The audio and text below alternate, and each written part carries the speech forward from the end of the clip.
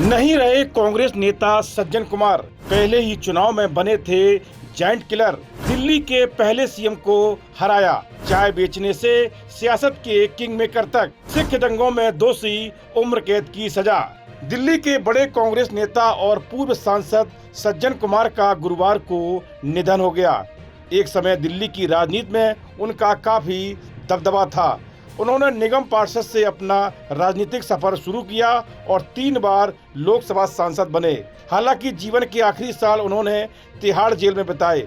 सज्जन कुमार 1984 के सिख विरोधी दंगों के मामले में दोषी पाए गए थे और तिहाड़ जेल में उम्र कैद की सजा काट रहे थे।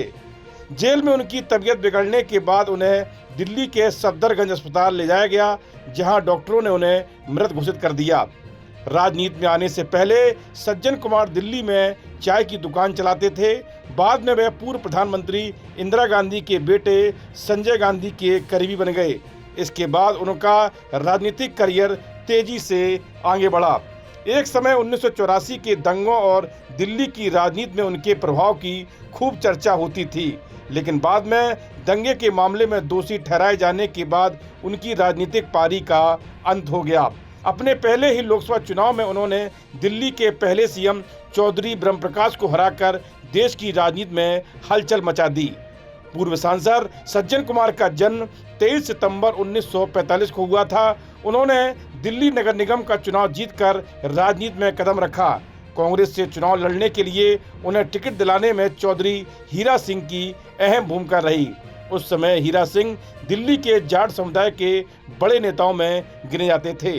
उन्होंने कांग्रेस नेता HKL भगत की मदद से सज्जन कुमार को चुनाव का टिकट दिलाया। सज्जन कुमार ने नगर निगम का चुनाव जीत लिया। इसके बाद उनका राजनीतिक कद लगातार बढ़ता गया और उन्होंने पीछे मुड़कर नहीं देखा। लंबे समय तक वह दिल्ली की कांग्रेस की राजनीति में काफ़ी प्रभावशाली नेता रहे और पार्टी के अंदर उन्हें किंग मेकर के तौर पर भी देखा जाता था। सज्जन कुमार की एक समय दिल्ली में दबंग और प्रभावशाली नेता के तौर पर पहचान थी। 1977 में इमरजेंसी के बाद देश में कांग्रेस के खिलाफ माहौल बना और इसका असर दिल्ली की राजनीति पर भी पड़ा। दिल्ली में कांग्रेस काफ़ी कमज़ोर हो गई थी। इसी दौरान जनता पार्टी सरकार के खिलाफ जेल भरो आंदोलन में सज्जन कुमार ने अहम भूमिका निभाई। इसके बाद 1980 के लोकसभा चुनाव में कांग्रेस ने उन्हें बाहरी दिल्ली से टिकट दिया और उन्होंने चुनाव जीत लिया। उनकी यह जीत काफ़ी बड़ी मानी गई क्योंकि उन्होंने दिल्ली के पहले मुख्यमंत्री चौधरी ब्रह्मप्रकाश को हराया था। इसके बाद सज्जन कुमार के गांधी परिवार से करीबी संबंध बन गए और वह संजय गांधी के सबसे करीबी नेताओं में से एक माने जाते थे। इसके बाद उनका राजनीतिक कद लगातार बढ़ता गया। 1991 के लोकसभा चुनाव में भी कांग्रेस ने उन्हें टिकट दिया और वह जीतकर सांसद पहुंचे। वहीं 2009 में भी कांग्रेस ने उन्हें लोकसभा का टिकट दिया और वे चुनाव जीते। 1984 में पूर्व प्रधानमंत्री इंदिरा गांधी की हत्या के बाद दिल्ली में सिख विरोधी दंगे भड़क गए थे। इस दंगों में सज्जन कुमार की भूमिका को लेकर उन पर गंभीर आरोप लगे और बाद में उन्हें दोषी ठहराया गया। दंगों के बाद कांग्रेस ने उन्हें अगले चुनाव में टिकट नहीं दिया, लेकिन कुछ समय तक उनकी राजनीति पर पकड़ बनी रही। बाद में 1984 के सिख विरोधी दंगों के एक मामले में सज्जन कुमार को उम्र कैद की सजा सुनाई गई।